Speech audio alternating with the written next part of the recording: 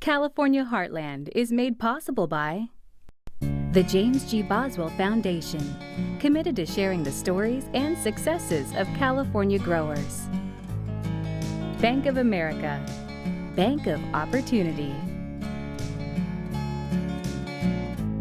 Funding provided in part by the California Farm Bureau Federation, proud publishers of California Country magazine. More information is available at californiacountry.org. And by the Almond Board of California. California almonds, loved around the world, grown in California's heartland. And by Real California Milk. This seal ensures your favorite dairy brands are made exclusively with Real California Milk. More information at realcaliforniamilk.com. Coming up on California Heartland, our open land is under attack by weeds. Yellow star thistle is a serious problem for California. See what's being done to stop invasive plants that kill both crops and cattle. You may have them in your own backyard. Plus, you get lost and you kind of forget all the stresses from work and everyday life. Ride shotgun through California's heartland as we uncover some popular freeway stops where you'll go from asphalt to agriculture at every exit. And let's dive into this bucket of bulbs. Time to get busy with bulbs. Master gardener Kristine Hanson has tips on buying and planting. It's all next on California Heartland. From your backyard to the back country, in a field or on your family table, it's all about what keeps California moving and growing. This is California Heartland.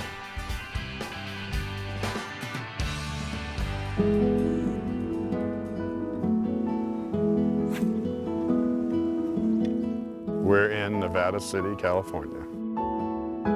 Meet a man of the land. These are string beans. For Michael Segazy, this country property is a place where passion and the past come together. The Indians were here over 15,000 years ago. We found grinding stones and the big stones they made their meals on. Fast forward a few thousand years and this land became home to cattle and crops. But now it's threatened. Ag land is, well, no, we're losing it in California fast. Sounds crazy, but losing it because of weeds. Invasive plants such as this yellow star thistle and Scotch broom can take over land. Michael, an excavator by trade with a background in soil and viticulture, originally wanted to have a vineyard up here. Now, that can't happen until the weeds are weeded out. Yellow star thistle is a serious problem for California. Estimates have it covering about 15 million acres. This is what yellow star thistle looks like up close. As you can see, it becomes this giant monocrop of nasty, prickly weed. The prickly weed made its way to California from other countries in the late 1800s, and experts think it was a contaminant in alfalfa. It's nasty, nasty stuff, very powerful, and the star thistle is just, it's so aggressive. Yellow star thistle can take away 6 to 7 inches of annual rainfall at a time when plants need it the most. And what happens is it stresses the native vegetation, like your pines and your oaks. And animals are affected. Cows can sustain eye injuries, and horses, if they eat the weed in very large amounts, can get yellow star thistle toxicity. It's a fatal disease that impacts brain function. And they end up with an affliction where they cannot chew and swallow normally. So they can bite feed, they'll pick feed up in their mouth, and are unable to move it through the mouth and swallow it.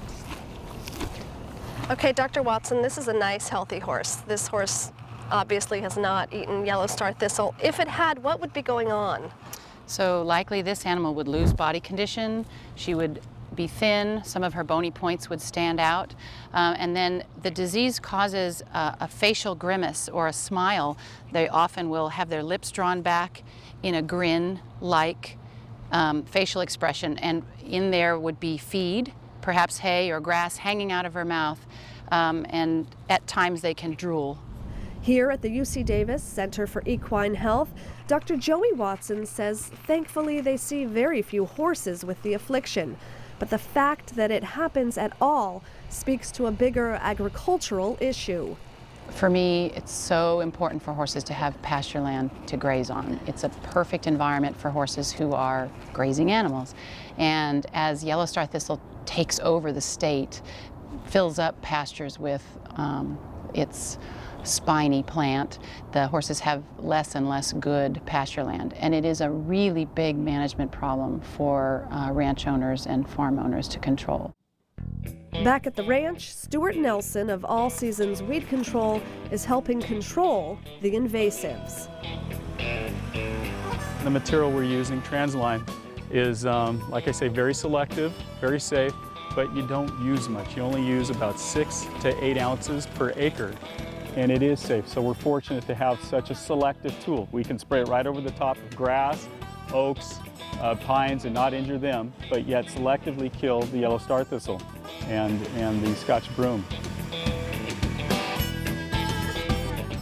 Now, here's where this story gets a little more complex. You see, not all invasive plants are weeds. This giant reed here was actually once planted on purpose. That giant reed, technically called Arundodonax, has the same invasive qualities as yellow star thistle. It chokes out native plants, it impacts wildlife, and it can take over land. A lot of people planted that one because you can just stick a piece of it in the ground and it grows. So it's a very easy plant to grow, and a lot of gardeners planted it as a windscreen, and it has just been able to invade waterways. And it's a horrible, horrible plant. It is a monster plant. It can grow to be almost 30 feet tall and grows very quickly when it's cut without being treated. It's thought that half of all invasive species in California got their start ornamentally, perhaps planted in your own backyard. Individuals and organizations such as PlantRight are on a quest to clear out invasives. Yep, we're getting some more regrowth here. This is pretty tough. It's all lodged down, so it's very hard to cut off.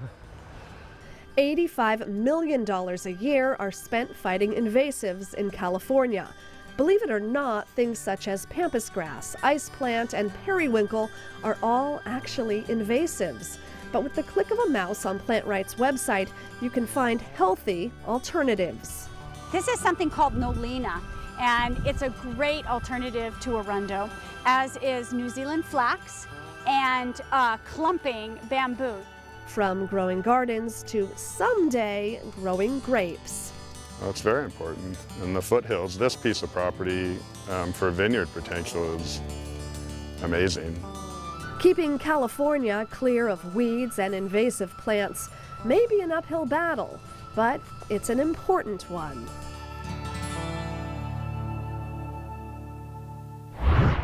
Hi, I'm Addie Davis. Let me show you my California Heartland. This is my goat, M&M. Every day I come out and feed it twice a day, once in the morning, once at night. Well, I have to catch him so I can walk him every day, and I can't catch him because he's probably intimidated by my height. So he runs away from me and gets crazy, so I have my sister catch him. She can just walk right up to him and grab him. Grab him. There we go. Once she grabs him, I walk up and I wrap the leash around his neck so I have him. All you have to do is walk up and catch him. It's embarrassing to tell people that because I'm supposed to be catching it and I have to have my sister, who's 5, catch it. That's my California Heartland. Thanks for coming. Thanks for coming. Succulent squash is a gourmet California creation. It's grown in every corner of the state, supplying the country with some of the most scrumptious squash in the nation. Food and lifestyle expert Laura McIntosh is bringing it home from the crops to your kitchen. Hi everyone, and thanks for joining me. Fresh out in the field, we're bringing in beautiful winter squash for all our recipes to share with you today. But I'm here with the grower, Art Perry. Hi, Art. Hi, how you doing? Hey, thanks for bringing us out to your beautiful field. Oh, it's a pleasure to be here. Let's talk about what you have in the box. Okay. All right? All right. Go through these squash with me. Okay. Well, first of all, this is actually the butternut squash. Okay. Which, this is kind of one of my favorites. I mean, all of them are good. Right. I enjoy them all. Our family enjoys them all. But the butternut, for some reason, has actually grown to be probably the most popular and And I agree with that. Good, and because you love it. Yes, exactly. And that's actually the field we're in today. Exactly. Right, okay. Yes. All right, then we have a bunch more. Okay. Let's go with this one. Okay, this is what we call acorn, right? Green acorn, but it also can be called Danish squash. Some people call it a Danish. Okay, this one. Spaghetti. My pasta squash. Yeah, you're the expert on this one. Yeah, I love that one. How do you make this pasta? This one, same thing. I cut it down the middle, cut it in half, put it in the oven, let it cook for about 40 minutes or so. Okay. Then scrape it out and it looks just like pasta. All right, we have one more. Okay. This one. I'm not real familiar with this. Well, this is a kabocha squash. This has been around for a fair number of years, but I'm going to say in the last 4 or 5 years, it's become more popular. It's a good squash. It's a nice squash to eat. Yeah. All right, we're going to cook today with them. Hey, great. Hey, thanks for having us out here. It's a pleasure to be here. We have all this wonderful produce at our fingertips. We live in California. We have the best of the best, which is why we have Nash here today. You're using a lot of fun stuff. What are you doing? We're making grilled quail, okay, broiled quail, all right, with a butternut squash budino. Budino. And we're finishing it with a drizzle of saba. Let's show them how to do this budino. Let's start with budino. Okay, let's do it. And you start with butter. Okay. And we're going to get that butter a little brown in there, and we have a hot pan. How's so as that? that gets going, we're going to take our sage. Okay. We're going to toss our sage in there, and I add the sage in the beginning because you want to kind of toast the sage a little bit. So once that sage gets going on in there, we can add our butternut squash. Okay. You can add it all. Ah, awesome. Look at how beautiful that is. And we have that nice, beautiful little fine dice on that butternut squash. I was just going to say, this is like Lincoln Logs. They're perfect. I mean, they are perfect. You did a great job. Let's add the flour to it. Okay. As you stir in that flour, it's going to start to thicken. Like a, ooh, I spilled. Like a roux. Kind of like a roux. Exactly. So now that we got that flour going in there, yes, we should add our milk. Okay. And this is milk, not cream, or could we use? This is just good old milk because you know what? This dish is going to be so rich. You don't really need to use cream in this dish. Okay, good. Milk works just fine. So what you're going to do now is you're going to bring this up and you're going to let it cook for about 2 to 3 minutes and thicken. Okay. So once it thickens, you just want to remove it from the heat. Now I turn the heat off on it, so it's fine. Okay. Add the cheese. Okay. All of it. All right. Don't worry about it. This is going to feed like 1,000 people. Unbelievable. It's okay. And then you want to add those egg yolks. Okay. Go ahead and add them all right in right now. You don't want to scramble them, but if you're whisking like I'm whisking right now, they're not going to scramble. No chance. Okay. Little nutmeg? A little bit of nutmeg. Okay. All of it? Freshly grated. Go ahead and add all of it. Why not? The nutmeg gives a really great flavor with the butternut squash. Good, okay. Especially around the holiday time. What you want to do then is you want to put it into a dish, a baking vessel of some sort, and you want to bake it in a water bath. All right. What we would call in the kitchen a bain-marie, which is basically a pan outside of your pan with a little bit of water in it. So this sits in a pan that's a little deeper, and you add water to about where? About halfway up. Right there. Okay. Yeah, a third of the way halfway up. It keeps the bottom from burning. Keeps the bottom from burning. Awesome. That's all we need to know. 325 degrees. Okay. For about 25 minutes. So should we show them what it looks like? We should show them. Let's do it. Okay. We can bake it uncovered too, by the way. Oh, uncovered. Look at that. You'll see that on the top of the budino, you get that nice golden brown crust on top of that budino. That is perfect. Right? Fantastic. Yeah, fantastic. So we're doing it today with quail. If you don't like quail, the budino is great by itself. So the quail, Laura. Yeah. I've just very simply marinated with a little bit of fresh thyme. Okay. Sea salt and extra virgin olive oil. That's it. Voila. Bastanza, huh? Goes. That's it. Capiche. Goes in the oven. Put it in the oven. Turn the broiler on and cook it for 5 to 10 minutes. How fast is that? Yeah, your cooking time will vary based upon your oven, but you don't want to overcook the bird. Okay. You know, a medium cooked quail is okay. That's all you want. So what I'm actually going to do here, Laura, this is risky. I'm watching you. This is risky, is I'm actually going to too, huh? take our budino out. So this is why they call it sformatino, misshapen. Because you see when it comes out, it looks a little sformatino, huh? Yeah. And then we're going to take our quail, and we're going to just plate the quail right on top of the budino like that. And we're going to finish it with a little drizzle of saba. Okay. Saba is made from the Mosto of Sangiovese grapes, and they age it very much like balsamic vinegar. Okay. I've never heard of it before, and I'm going to taste it a little bit. What does it taste like? Tastes like delicioso. Tastes like fantastic. Fantastic. Balsamic vinegar. Another fantastic recipe, Nash. I mean, I actually want to clap for you on that. It was fantastic. My name is Mike Carson, and I'm here doing some blacksmithing. We have everything from barbecue tools, meat turners, fireplace equipment. We have puzzles, key rings, things like that. What we have here, this is our forge. By using our blower, every time I crank the blower, it blows air through a tube up in through the middle of the fire.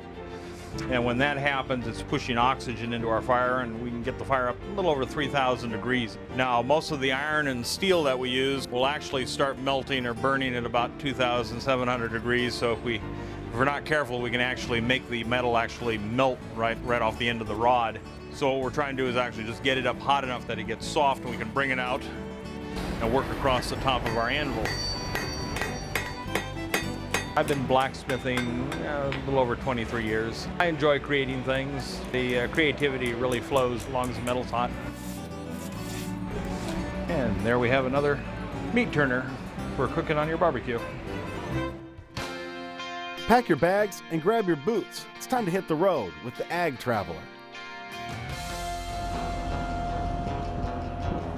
Interstate 80 is one long stretch of freeway that crosses right through the heart of California's breadbasket, Solano County. Surrounded by farms and ranches, we found some interesting pit stops that take you from asphalt to agriculture in minutes. Our first stop, Cool Patch Pumpkins in Dixon. It's the perfect place to stretch your legs by running through the world's largest corn maze. There we go. I know I'd find you guys. Yeah, Gary, Mark Cooley. Oh, you're Mark? Okay, yeah, great. This is my brother, Matt. Gary Gelfand. Very nice to meet you. So it took me a while to find it. This is the actual entrance? Yeah. The Cooley family has been farming this area for a couple of generations until this one decided to get creative with their crops. Let's go check it out.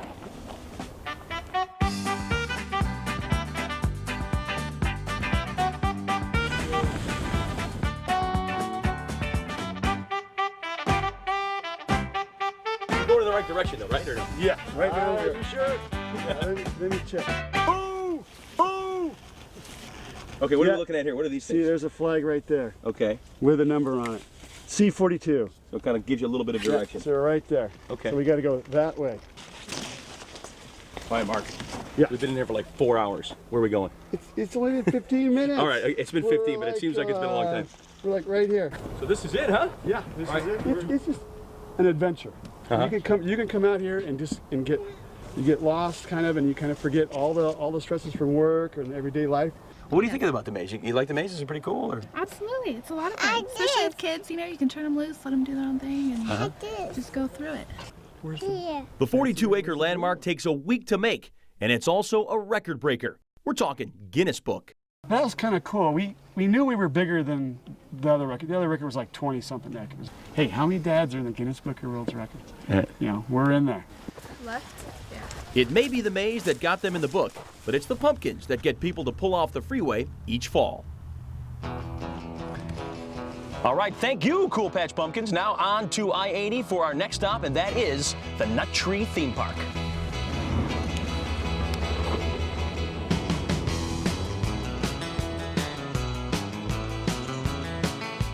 The Nut Tree Village in Vacaville was originally just a fruit stand set up under an old walnut tree in 1921.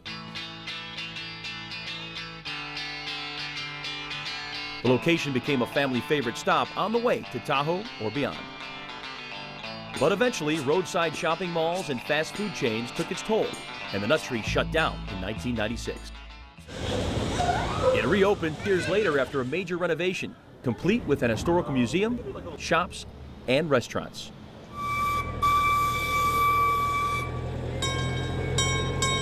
And this fully restored family favorite, the old train. This is the original engine number 5 of the Nut Tree Railroad. We refurbished it when we opened up the new Nut Tree Village and Nut Tree Theme Park. Yeah, I was at the old Nut Tree, 87, 88. I was in maintenance. I got paid to get dirty. Now I get paid to stay clean. Okay, and what are some of the other big ones here other than the train, other than the big attractions? The Harvest Express coaster is definitely one of the biggest attractions. It's designed to look like a train of fruit crates, and the labels on the side of the fruit crates are actually the same brands, the Vacaville Farm farmers. Here we have the Vineyard Balloon Tour, which is modeled after the hot air balloons that you'll see flying above Napa. Vintage Sweet Shop, they have amazing fudge, amazing cookies, and the famous honey nut tree cookie. The new Nut Tree Complex is once again providing good eats and good fun for families on the go. All right, so that's it for the Nut Tree. Got my original Nut Tree cookie. Now it's up Interstate 80, 12.9 miles to the next stop, Larry's Produce in Sassoon.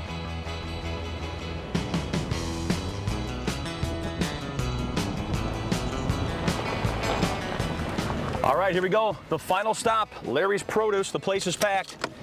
Let's get inside, see what they've got. Kind of a little treasure that nobody really knows about.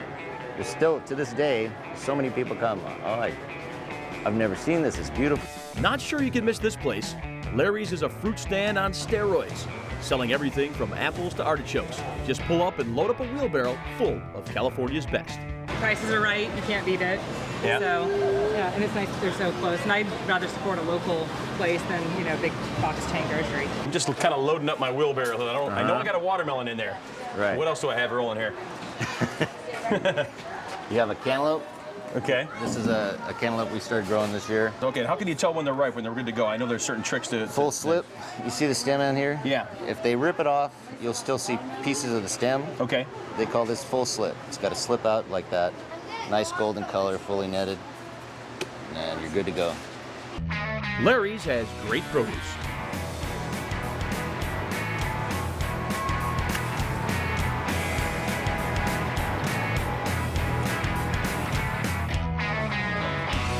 Here at Larry's, you can even pick your own fruits and veggies, but I think I've had my fill, thank you.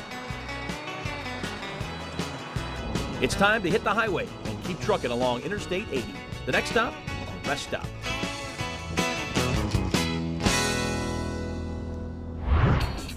Everyone's a farmer when it comes to their own backyard. Try these tips for doing it homegrown.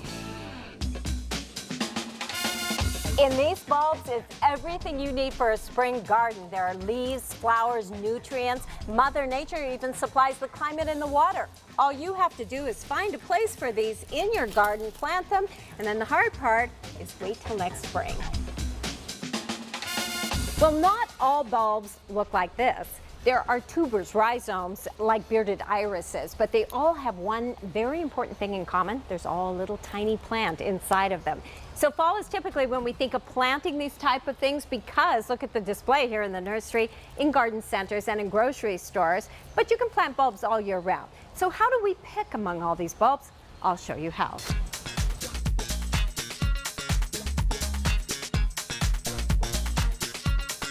So let's dive into this bucket of bulbs.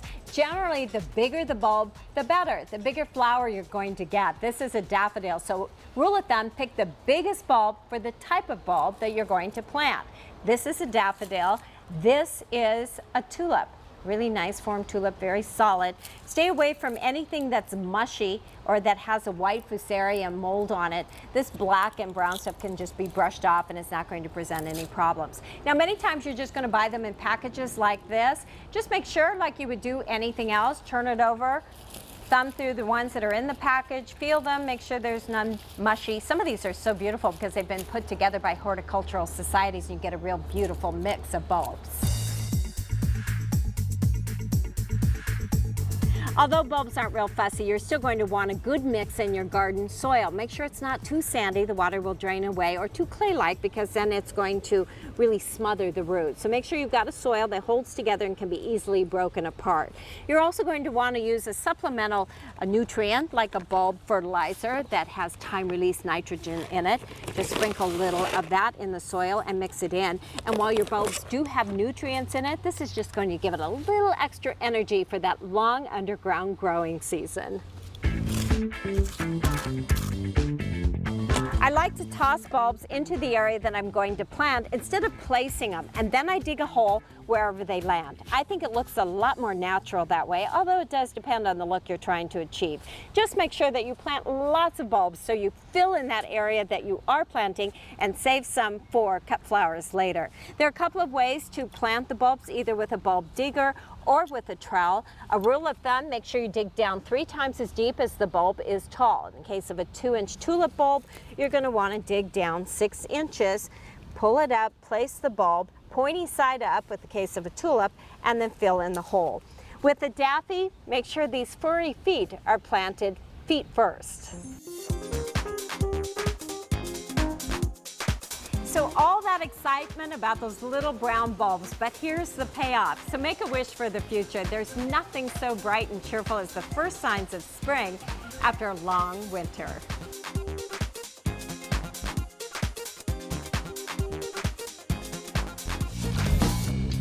That's California Heartland. For more information on any of these stories, go to californiaheartland.org. I'm Chris Burrows. We'll see you next time. This can't be right. So where the heck is Matt at?